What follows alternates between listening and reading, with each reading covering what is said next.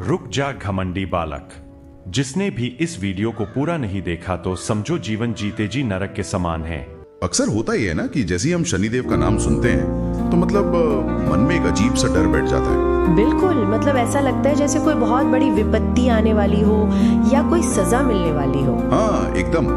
लेकिन आज हम जिन स्रोतों का बहुत गहराई से विश्लेषण कर रहे हैं वो इस पूरी धारणा को ही पलट देते हैं।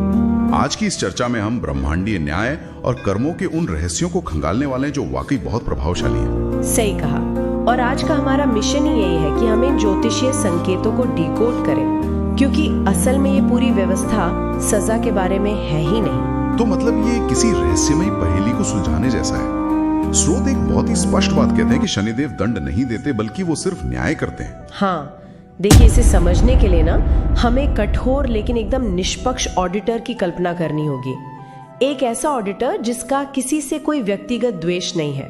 अच्छा, एक ऑडिटर मतलब जो सिर्फ आपकी बैलेंस शीट देखता है? बिल्कुल, उसका काम सिर्फ कर्मों का बही खाता देखना है। हाँ। तो जब जीवन में अचानक मुश्किलें आती हैं तो वो सजा नहीं होती, तो बस उस बही खाते में हुई पिछली गलतियों को सुधारने की एक प्रक्रिया है। एकदम सही। और ये प्रक्रिया दर्दनाक जरूर लग सकती है क्योंकि ये इंसान को उसकी जवाबदेही का एहसास कराती है। ये बहुत ही दिलचस्प नजरिया है।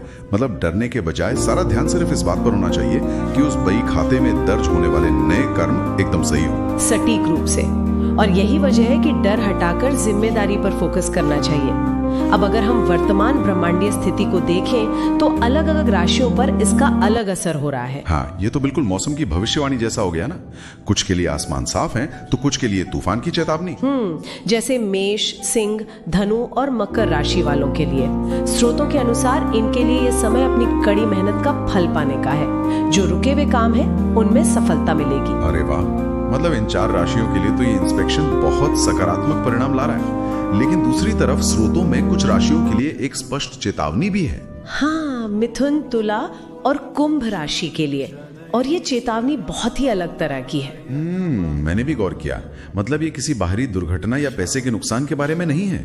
ये पूरी तरह से क्रोध, विवाद और गलत फैसलों से बचने पर केंद्रित है। ऐसा क्यों है? मतलब ये इतना आंतरिक क्यों है? देखिए, ब्रह्मांडीय न्याय अक्सर इंसान के धैर्य की परीक्षा लेता है। जब ग्रहों की स्थिति चुनौतीपूर्ण होती है तो वो सीधे मन की स्थिरता पर दबाव डालती है। अच्छा, तो चुनौती बाहर से कोई तूफान भेजने की नहीं है? बिल्कुल नहीं।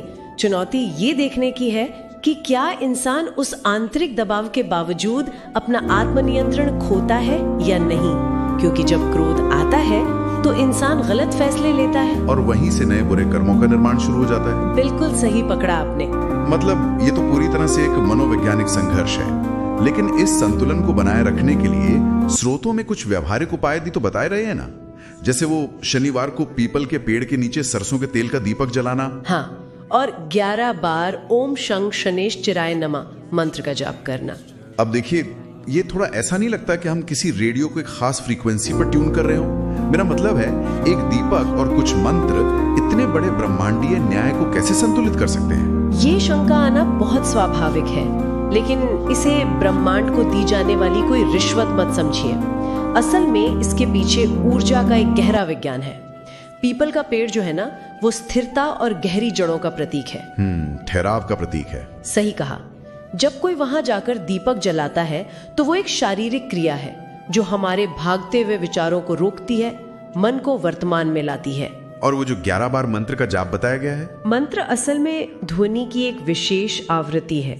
जब 11 बार पूरे ध्यान से उसका उच्चारण होता है तो वो सीधे हमारे तंत्रिका तंत्र को शांत करता है। अच्छा, तो ये उस क्रोध और आवेग की चेन को तोड़ने का तरीका है जिसकी हम अभी बात कर रहे थे? एकदम सटीक। ये एक अभ्यास है जो इंसान को धैर्य की अवस्था में वापस लाता है ताकि वो कोई ऐसा गलत फैसला ना ले जो उसके कर्मों का बही खाता बिगाड़ दे। वाह, अब ये पूरी तस्वीर एकदम साफ हो रही है। मतलब शनिदेव कोई भय का प्रतीक नहीं बल्कि निष्पक्ष ऑडिटर हैं। जहां मेष, सिंह, धनु और मकर के लिए सफलता का समय है, वहीं मिथुन, तुला और कुंभ के लिए ये अपनी ऊर्जा और क्रोध को संतुलित रखने का परीक्षण है। और दीपक या मंत्र जैसे उपाय उसी आत्मनियंत्रण को वापस पाने के बहुत ही शक्तिशाली और व्यवहारिक माध्यम है। बिल्कुल। तो आज के इस गहरे विश्लेषण को हम यहीं समेटते हैं। लेकिन इस चर्चा का अंत मैं एक बहुत ही गहरे सवाल के साथ करना चाहूंगा, जो को हमेशा के लिए संतुलित किया जा सकता है। गुणैश्चरा